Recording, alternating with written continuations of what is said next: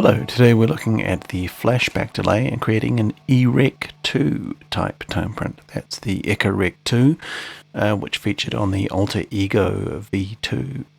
This tone print was provided by Minty901, so big thank you for doing all the hard work of listening and tweaking and listening and tweaking and all that on and on and on until he got it right. Here is my clean tone. I'm going through a little bit of compression.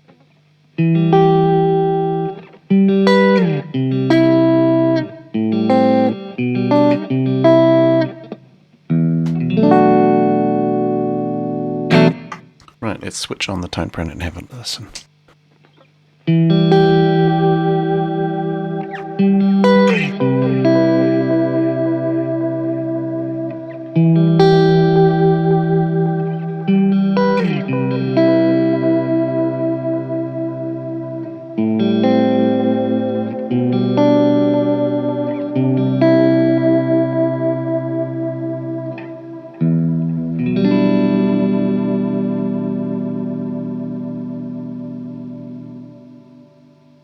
So it's a lovely lush sounding delay. I have tried to do this video more than once and then found myself carried away with just playing with this tone print and never getting anything done. So finally got to knuckle down to it today. So as you can hear, there's quite a bit of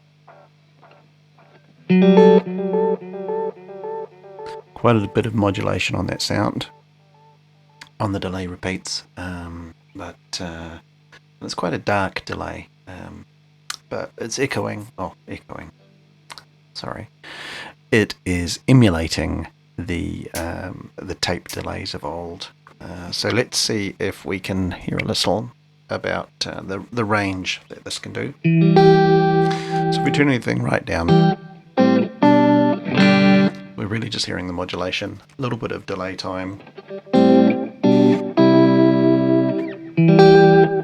It's just slap back, same sort of feel really. So there's not really much happening if you've got everything dialed down.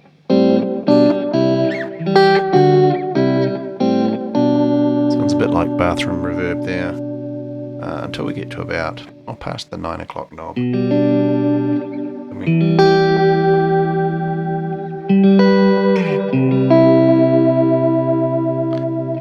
I'm hearing those repeats.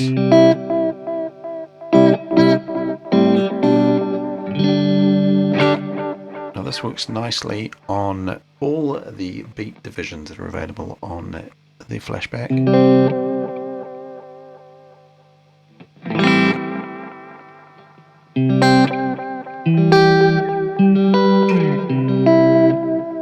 But I think I like the third switch best. Possibly a little bit too busy for some people, but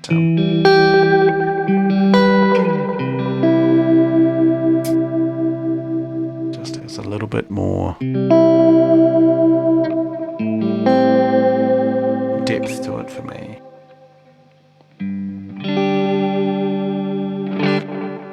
Turn it up a little bit more and see what we've got. 12 o'clock.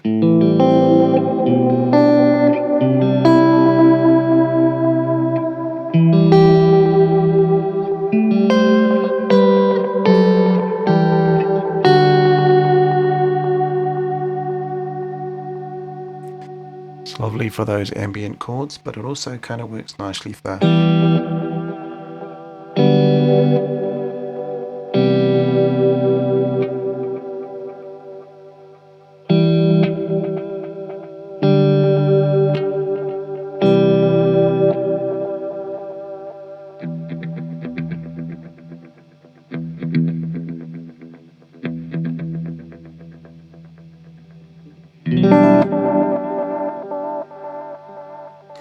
works okay for that kind of stuff as well. Let's turn the delay all the way around so we can see how slow that goes.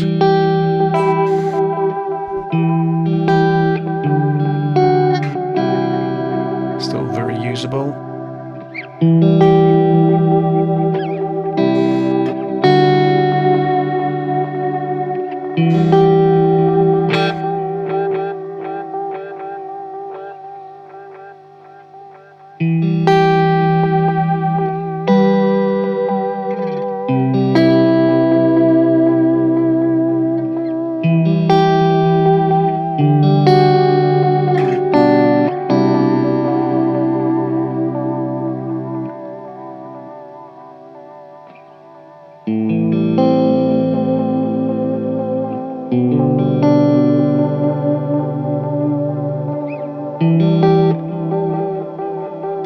once we get to about 9 o'clock on the feedback, we're going to start seeing very, very long trails.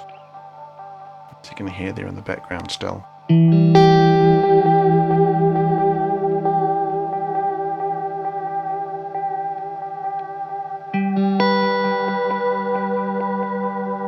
we're starting to get layers there.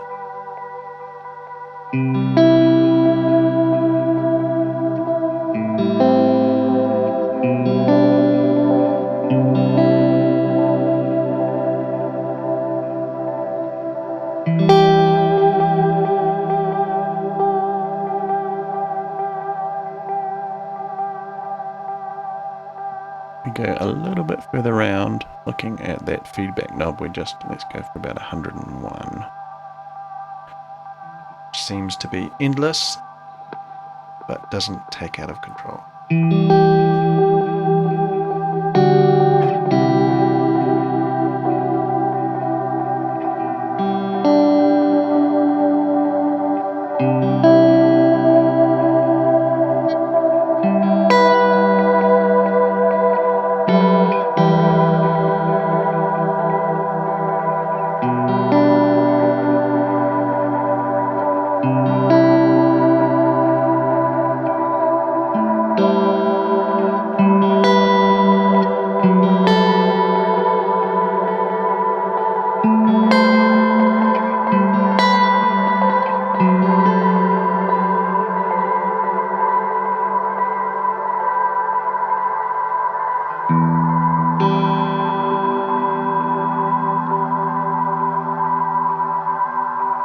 So past 9 o'clock, we're getting into the very dangerous territory of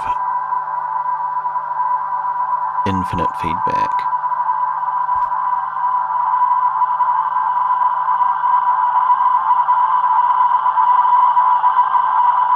If you turn it up a little bit and then turn it back,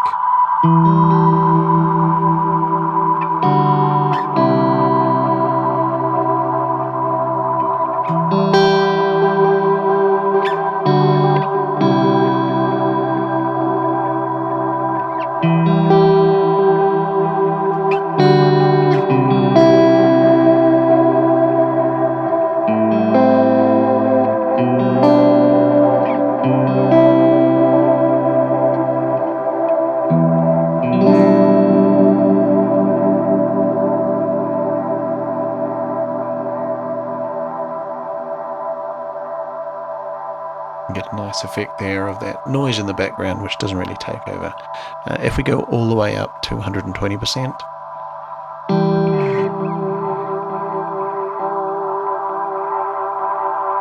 then it builds and takes over.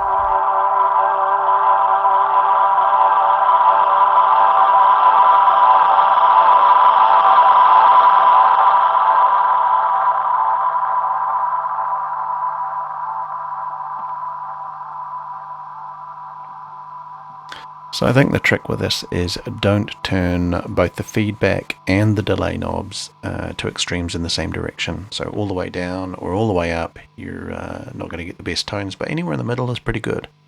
Let's have a look at how to put it together. Right, so I'm going to quickly just step through the parameters for this. It's not too difficult to set up, but it's definitely worth the effort in my opinion. This is probably going to stay on my Toneprint for a long time. Okay, so we want to select a new template area. I'm just going to keep the one I've got in here so I can step you through everything, but we want to have our kill dry off because we definitely want the dry signal coming through. Don't set the delay time yet because that's going to be controlled by the knob. The feedback is going to be controlled by the feedback knob, so don't forget about that. We want to push the saturation up to 20 decibels. That's quite heavy, but it's what it takes for this. We want to have a feedback high cut of around 2.24 kilohertz. The feedback low cut is going to be at 560 hertz, so we're losing everything in that muddy bottom end, and our output level is 0 decibels, so all the way up to the maximum. The dynamic delay sensitivity is going to be 0 decibels, and the damping is going to be 0 decibels, so there's nothing really happening there. The release time should be set for 313 milliseconds. The reverse delay time should be around 300 milliseconds. Let's have a look at the modulation section now.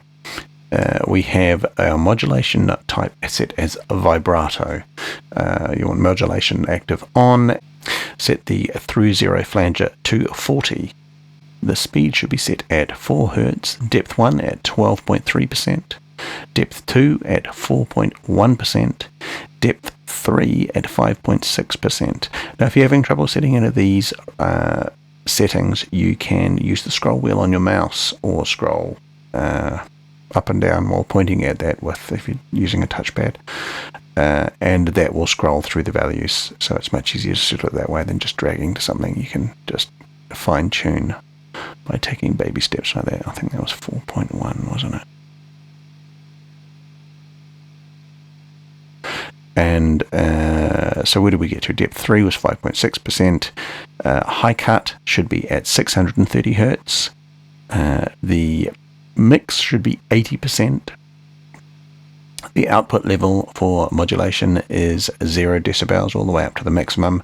Delay time 1 should be 7.1 milliseconds. Delay time 2, 14.2 milliseconds. And delay time 3 should be 5 milliseconds.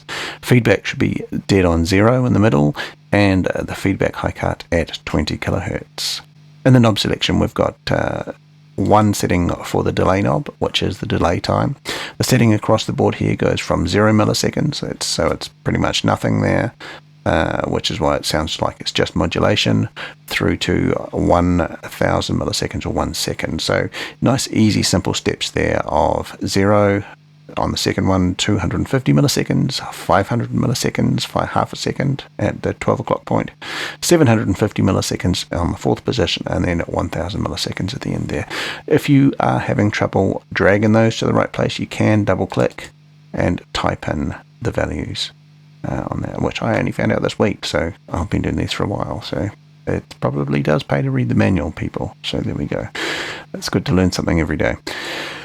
Let's look at the feedback knob now. We have one setting for this, which is the delay feedback. We have 0% on the first setting, and then we jump all the way up to 60%, and then 70% on the third one, 80% on the fourth one, and then 120% as the maximum on the fifth setting. And that's the whole thing. So there's not really a lot of things to set there, but it's all getting these things in the right place that makes the beautifulness of it. So once again, a huge thank you to Minty901 for doing all the hard work on this, and I hope you enjoy that. If you've got any comments or questions about this, feel free to put them in the comment section below. Otherwise, have a lot of fun with that. Here's an overview of all the settings for this Toneprint. I'll put a link in the description of where you can download the image.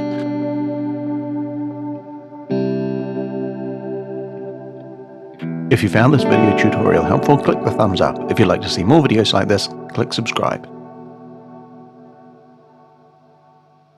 Thanks for watching.